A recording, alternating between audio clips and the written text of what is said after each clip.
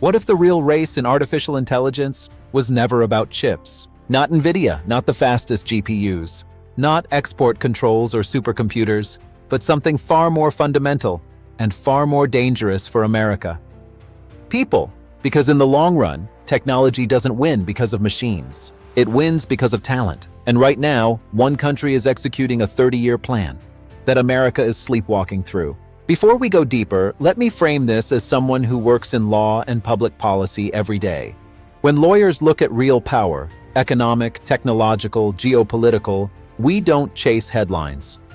We look at the system underneath, who built it, what incentives drive it, and most importantly, can it survive if the outside world cuts you off? Because long-term dominance always comes from unbreakable systems, not temporary advantages. For years, Washington bet the AI future would be decided by chip bans, hardware breakthroughs, or trillion-dollar models. That assumption just got blown up. Artificial intelligence ultimately runs on one resource above everything else: highly trained human talent. Engineers, researchers, scientists who can actually solve impossible problems. And building that talent pipeline doesn't happen in a funding round. It takes decades of deliberate national investment. China understood this in the 1990s. Today, China graduates 1.3 million engineers every single year, 10 times more than the United States' roughly 130,000. And on the PhD level, China is already pumping out over 50,000 STEM doctorates annually, and projections show them hitting 77,000 per year by now, while America hovers around 40,000. You cannot sanction a talent pipeline. You cannot tariff brains. You cannot export control education. And that is the brutal truth America has to face in 2026. But here's where it gets even bigger, and why this matters for every single one of us. This isn't just China's advantage. It's a masterclass in how real technological leadership is actually built. And it connects directly to something we talk about constantly on this channel: the 7 pillars of freedom. Specifically, Pillar 7, discoveries and inventions. The core idea is simple but ruthless.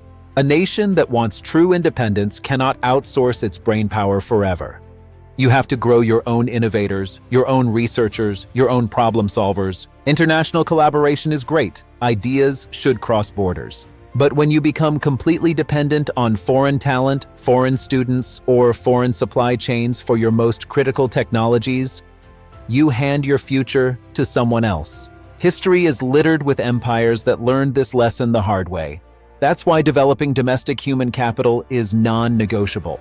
Investing in K-12 science education like it's national defense, rebuilding our universities for American students first, creating incentives that keep our best minds here instead of watching them leave. These aren't sexy policies. They're generational. And this is exactly what Pillar 7 demands. The 7 pillars aren't just theory. They're the architectural blueprint for freedom and resilience. If any pillar weakens, especially the one that produces discovery and invention, the entire structure starts to crack. True independence isn't just political. It's intellectual. It's technological. It's the ability of a free people to create the future with their own minds and hands. America still has every advantage if we choose to use them. The world's best universities, unmatched private sector energy, and a culture of innovation that no central plan can copy. But only if we stop importing our talent pipeline and start rebuilding our own. The countries that lead in 2035 and beyond won't be the ones with the flashiest press releases today.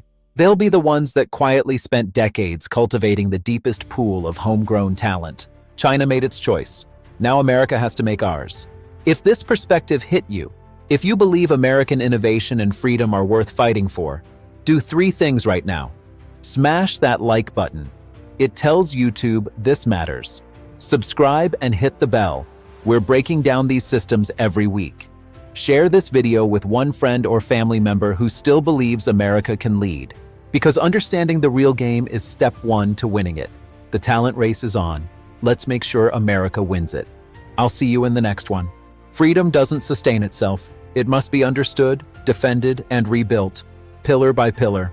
God bless you, and God bless the United States of America.